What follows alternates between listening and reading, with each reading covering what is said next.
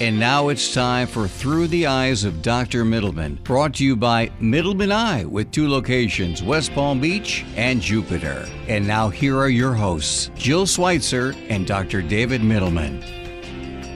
Good Saturday morning. I'm so excited to be here once again with Dr. David Mittleman. It's always a treat. Every week I learn something new. I know our listeners are really getting a lot of incredible experiences vicariously through you and all of your travels and your adventures. But today, you have such a great topic. Firstly, good morning. Good morning, Jill. And once again, thank you for having me. It's wonderful to be here with my very strong coffee early in the morning. Amen on that. So you're going to go in a little different direction this week, which I love.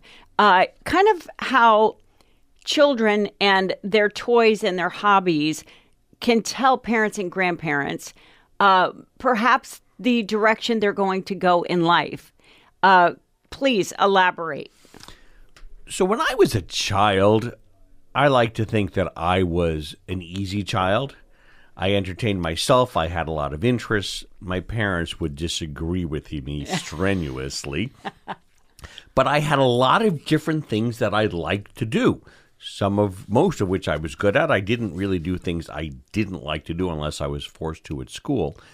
And if you look at how I grew up and what I did, there's really a theme with the things that I did and the things that I like. And if you look at me as an adult, and now as a mature adult, those things still ring true. They're still who I am. And so I think it's important for parents and grandparents to look at what their children like and what they don't like. And that will inform them on how they can help their kids succeed in life. And so one of the first things I like to do, I was 3 years old, I played with blocks. That's probably not a toy these days, but my parents bought me a huge laundry sack of blocks. They were long 2x4s, and they were shorter segments, and I'm sure they got them at the hardware store. I'm not sure if it's really a thing, but I built cities, and we had a large, relatively unfinished basement, and I ran out of blocks, and I said, I want a second bag of blocks. When I was 3, we had some money, so I got a second bag of blocks, and I built massive cities and roadways and on-ramps and off-ramps, and when my mother would come and move them, I would say, you just disrupted the flow of traffic. I was 3. Interestingly, I didn't like Lincoln Logs or Lego. I had both. I used both. They were fun. I was told I needed to experience different things. But there was a certain constraint with Lincoln Logs and with Lego. The pieces had to fit together. And I didn't want to be told what to do. I wanted to do it on my own. And so that was the first toy I played with. It kept me busy for probably a couple of years of my life. And I loved building cities.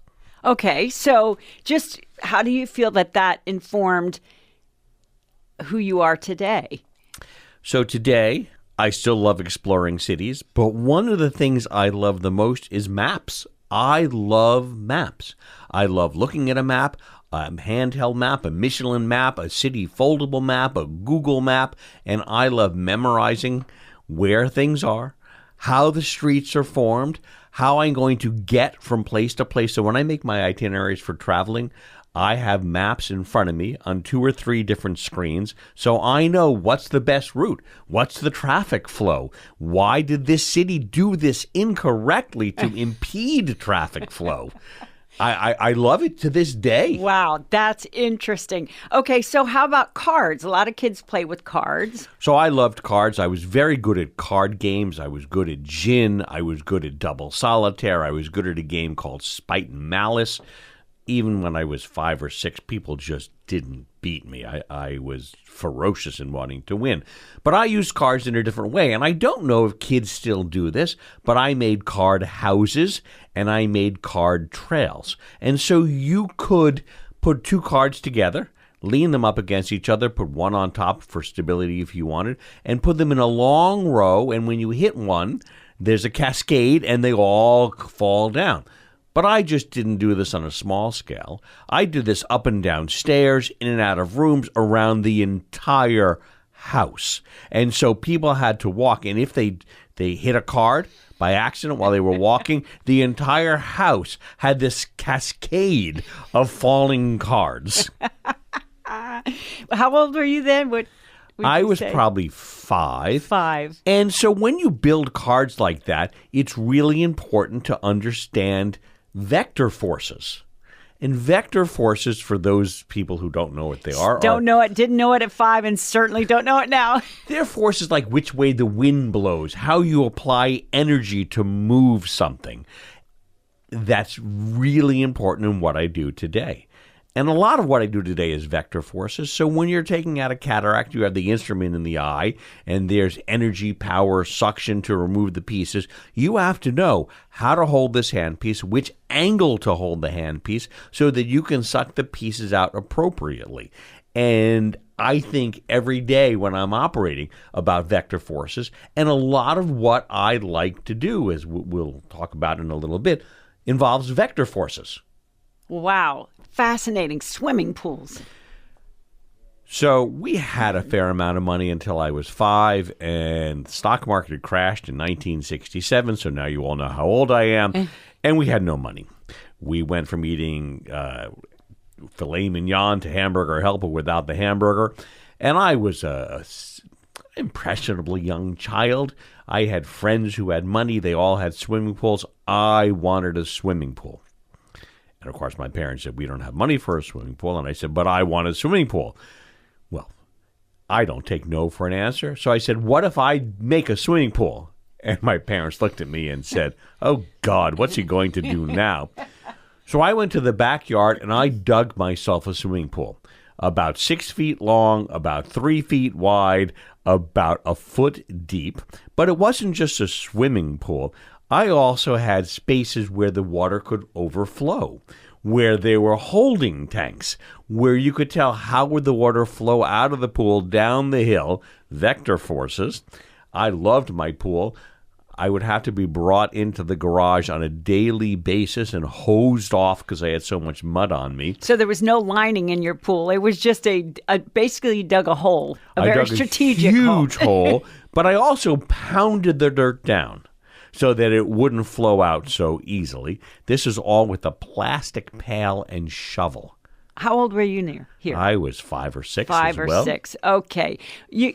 I would say precocious is the understatement of the century when it comes to you. I think your parents must have been holding on for dear life, would you say? Because you never know what you're going to get as a parent. You really don't. You don't know. And I think as a parent, myself, I sort of would be like, oh, okay, we're going in this direction. And you kind of have to, if you're attuned and you're respecting your child, like you're talking about, you're allowing them to sort of lead the way in some form. So I did lead the way. I would have loved if my parents had directed me a little bit. They tolerated me. If they had directed me, who knows what else I might have done.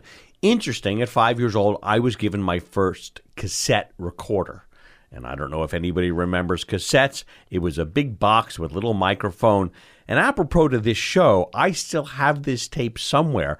I did a weather report on this tape, and at the end, it said, "This is David Mittleman coming to you as a little boy of 5 giving you the weather."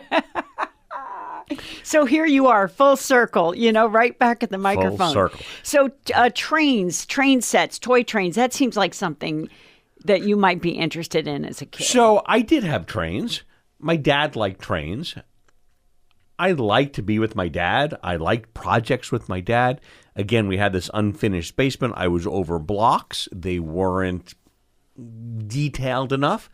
So we had an HO train set. But this was no ordinary HO train set. This was huge. This is bigger than most people's bedrooms.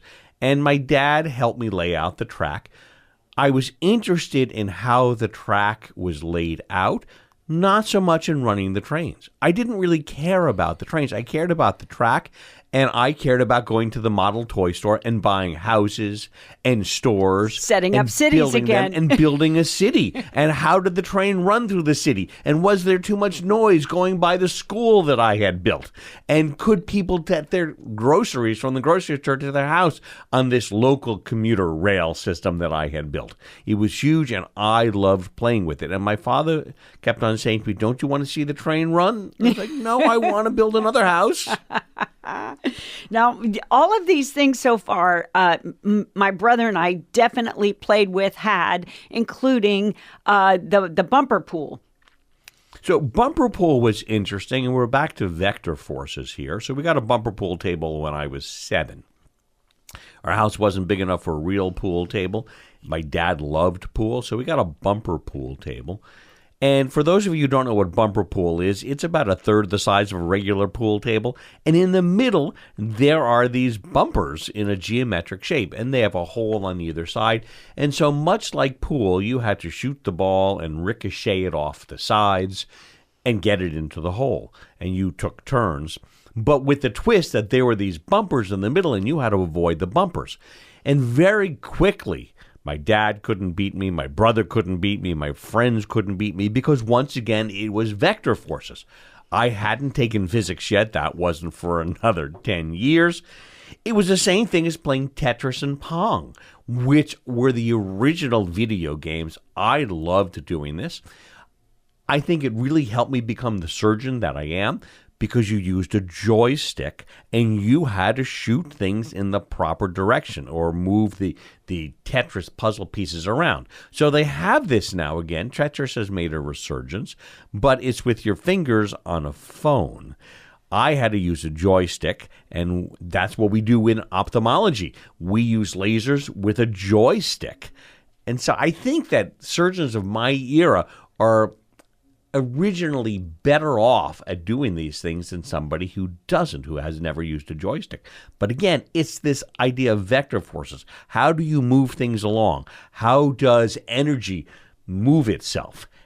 And that's what I do all day long. So you approached your games from this sort of science mind, is what I'm gathering. Like, I approach games like dirty, like this is fun. Like, maybe I'll win today, maybe I won't. You approach things as figuring out, the way they worked and figuring out these exactly. Even when I got a little older, when Apollo 11, Apollo 8, whatever the Apollo was, and went to the moon first, I did some model rockets for a brief time. Didn't really love model rockets, but I loved trying to figure out where to put the fins and what the trajectory was so it would land where I wanted it to land. And to me, that was fascinating. And it took this whole idea of vector forces and moving things around to a whole new level. It was a way for me to think about how the world worked.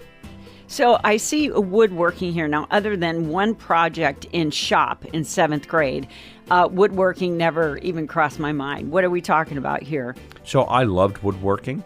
I was lucky enough to go to a school that had a woodworking class. Terrence Lott was my teacher.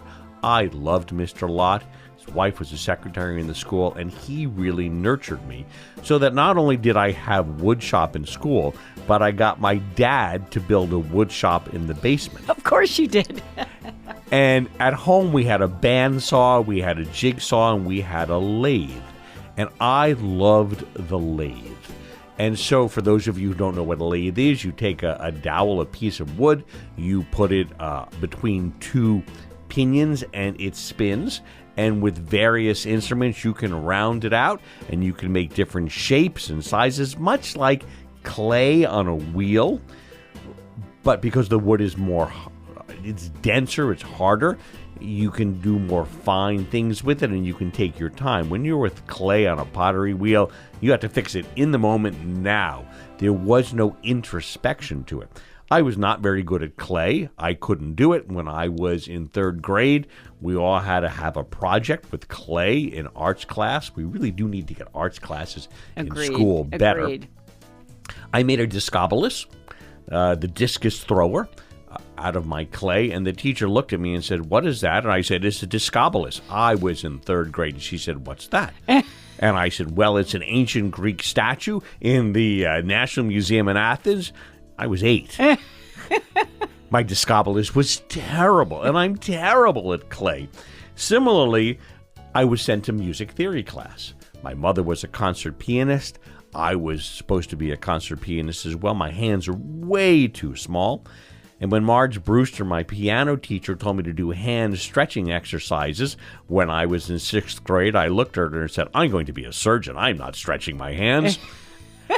I couldn't do it. I had no creativity, but I had creativity in wood, and I made these wonderful ashtray stands and these dowels for table legs and these wonderful elaborate bowls because I liked the way the angles looked, and I loved the interplay of the light and the shadow on the angles. Well, that is a creative endeavor for sure. I mean, it's just a different way of, a different way of using creativity. So music theory, I would imagine, just being in music myself, that you knew music theory like the back of your hand. Oh, I got an A on all the tests. I got 100, but that doesn't mean I could make a composition. It doesn't mean I could free flow play my clarinet as a jazz artist would. I needed notes on a page. I needed to look at those notes. I do not have that kind of creativity, which is interesting because I do when it comes to woodworking, when it comes to photography. So I did discover photography when I was in the 9th grade. I also discovered filmmaking. I got a Super 8 camera, and I actually made movies when I was in 8th grade. Wow. I made this great movie called Giddy Golfing with my dad as the star, dressed as an old duffer, having all kinds of wild things happening to him on different courses. And I actually won an award for that. It was fun, and I was creative in that way. But I'm not creative of everything. Not everybody does. Yes. Now, do you still have that film? That's the question. It's somewhere. I'm sure it is. What a treasure that is. What a treasure. How about crossword puzzles, that type of thing? So I also did crossword puzzles and cryptograms. I think we had spoken about that. My grandfather liked to do the cryptograms and the crossword puzzle. To me, it was finding out where the letters went. It was the same thing. It was putting things in order, like putting roads in order with blocks, putting houses in the right places and train sets. Where do you put these letters? How do they interact? And it wasn't so much vector forces, of course, but it's doing these things where you have to rejumble things and make sense of the world. And everything I do is, how do you make sense of this? How do you put it together? How do things disrupt it? And as an eye surgeon, this is what I do all day long. Well, it sounds like, that's the whole travel aspect as well. Like, you love maps, you love making itineraries. Like, the latest trip you took was Brazil, and you told me that you were on the computer for hours at a time figuring out the itinerary and how to get from here and these different experiences. Like, that's a particular type of brain. Most of us leave that to the travel agent. It is exactly what I love to do, and it is a culmination of everything that I did as a child, of putting pieces in place, looking at maps, trying to decide how to get from one place to the other. So I'm planning my trip for next year.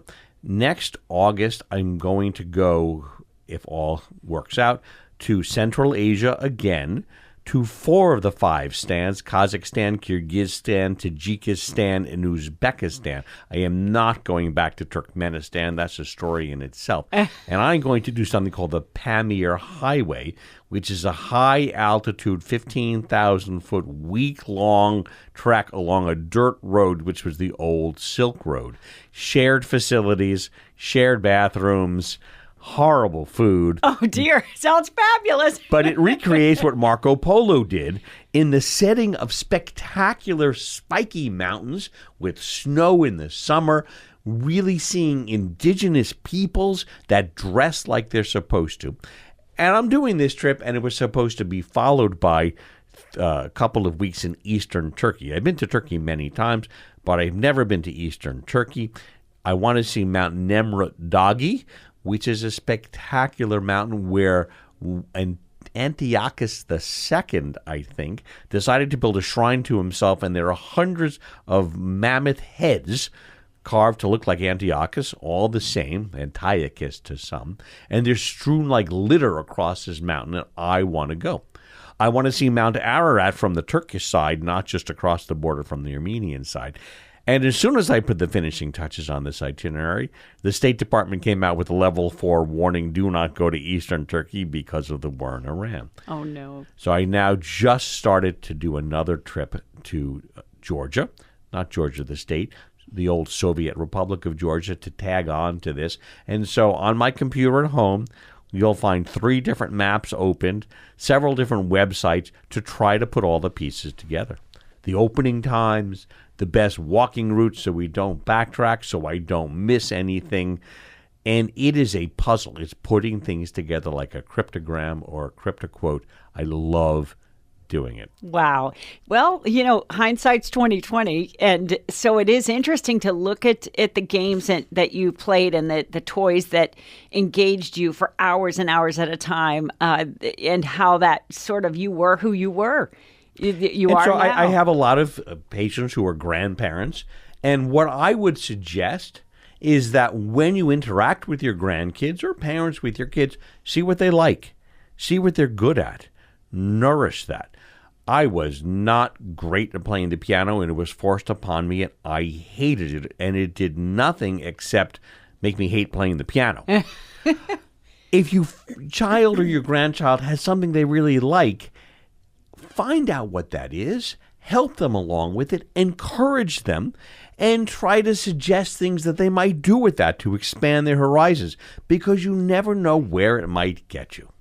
You bring up a really interesting point with this. I think especially someone like you, who things came probably pretty easily unless you were challenged pretty intensely. I remember my daughter too was, I had to keep up with her. I was like, okay, so we already know math. Okay, what do we do? Basic math is doing things, having her do things that did not come easily. I think that was really, really important for her, because once you start going into school and stuff, you need to have that experience of, this is not easy. I have to work harder. That's interesting, and there are several ways you can approach that. So yes, I do think children need to be challenged, but children also need to succeed. Oh, yeah. When I was in college, I hated writing papers. I still hate writing papers. I'm fine with outlines. I'm fine with research, but putting the words on a piece of paper is terrible for me. I actually used a microphone and a recording, and I would sometimes say into the microphone what I wanted to type on the paper, and then I would play it back and type it. I found a way around my inability to set words on a paper. I would sit at the typewriter for an hour trying to get the first sentence. Sometimes I would write the body of a paper. I overcame that by this technique of talking into a microphone and recording myself, but I hated it. And I took classes that didn't require papers. I took classes that required lots of testing, lots of projects, but I seriously avoided papers. And one of the reasons I went to Yale and not Princeton, they both had great classics departments, which is what I wanted to study, was that Princeton had a 100-page thesis that you had to write before you graduated as an undergrad. And I thought to myself, if I want a master's or a PhD, I'll get a master's or a PhD in Latin. I do not want to do that as an undergrad. So at Yale, I had 2 days of testing to graduate, and I graduated with honors, and I had to write poetry like Cicero would write it, write epitaphs, write stories in Latin. I had to be fluent in Latin, but that was easier for me than writing a 100-page paper. So yes, you want to challenge kids, but I like to think that if you challenge them in something that they'll succeed, it will build up their ego and their confidence in themselves. Absolutely. I agree with you 100%. One thought that perhaps AI in this, it's a tool. And I could hear you, if you were in college now, dictating everything you wanted to say into a phone, like you said, and then putting that in AI and letting AI put it all in a written form. What are your thoughts on that? I'm asked to write a lot of letters of recommendation. What I write, especially for residents and medical students, carries some amount of weight. And so I either speak it and then type it, or just type it and then I send it to Claude. Claude is my favorite AI. And Claude will make corrections and suggestions. And I look at what Claude says and I go, Claude, you're wrong. This is the wrong way to say it. It's grammatically incorrect. I'm not doing this. And nothing has changed with Dr. Mittleman. That's so great. I love that. Dr. Mittleman, this is always a treat for me, and I know for our listeners, and I can't wait till next Saturday, 8 a.m., to hear all of the exciting, wonderful things. In fact, just a little note to our listeners, you're going to be traveling extensively this summer from some really amazing exotic places. And we're going to be hearing from you from those places. So I can't wait for that. And so you'll have to stay tuned to hear where in the world is Dr. Mittleman. That's great. I have bought a microphone for myself so I can have a little radio studio. I'll tell everybody to be quiet. And so that you can hear some wonders of the world. Thanks for tuning in. And remember, look at your grandchildren and your children and really set them up for success. Thank you for listening to Through the Eyes of Dr. Mittleman here on Legends Radio. You can tune in every Saturday morning at 8 a.m. for another edition, brought to you by Mittleman Eye, 561-500-2020 or mittlemaneye.com.